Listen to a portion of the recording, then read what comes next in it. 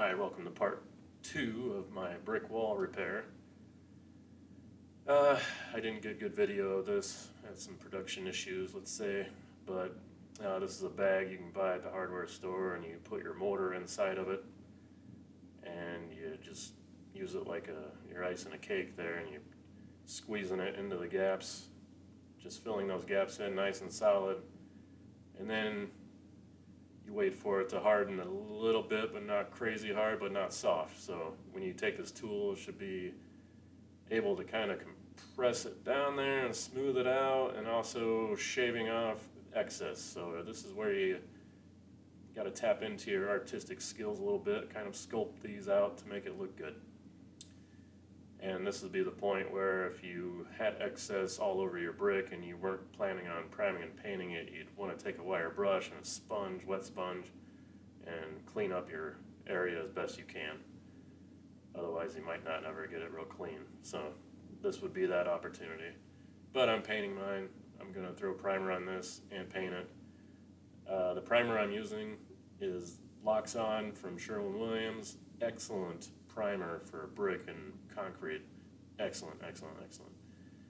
And the paint's just I got mine from Menards. I like to use, I think it's eggshell actually, exterior. I like to use semi-gloss, but I think this is eggshell. It's supposed to match I've got a charcoal gray siding I put on the boathouse, and this brick is supposed to match that, or the color. So anyway, so here I'm going with the tool.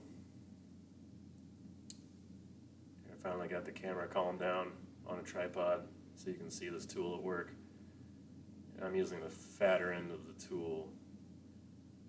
You don't want the tool to go real deep into these. Well, if you want that look, yes, but I don't. I want to have more of a flush. So again, we're crazy camera. I'm sorry about the video. It's just terrible. But here's the Locks On.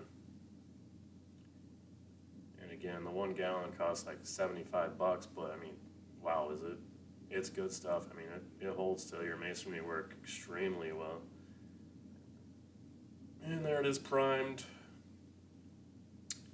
And again, that's the inside, so that looks pretty bad from the top. You know, I'm trying to smooth that transition from where one wall's falling out, and I fixed, kind of the other wall. And there it is from the outside, and I'm priming the bottom part here to make it look okay, and there it is finished. I mean, if you weren't looking for it, you wouldn't know it. The eye's not going to draw to that, especially when it's shaded under those trees. And I fixed other parts of the wall here. There's the old house. And yeah, I mean, all set pretty much. Not much else to say. I mean, you need your cake icer, mix up your mortar, your type S, fill in the gaps, shape it with the tool, prime, paint, and the project is finito. Thanks for watching.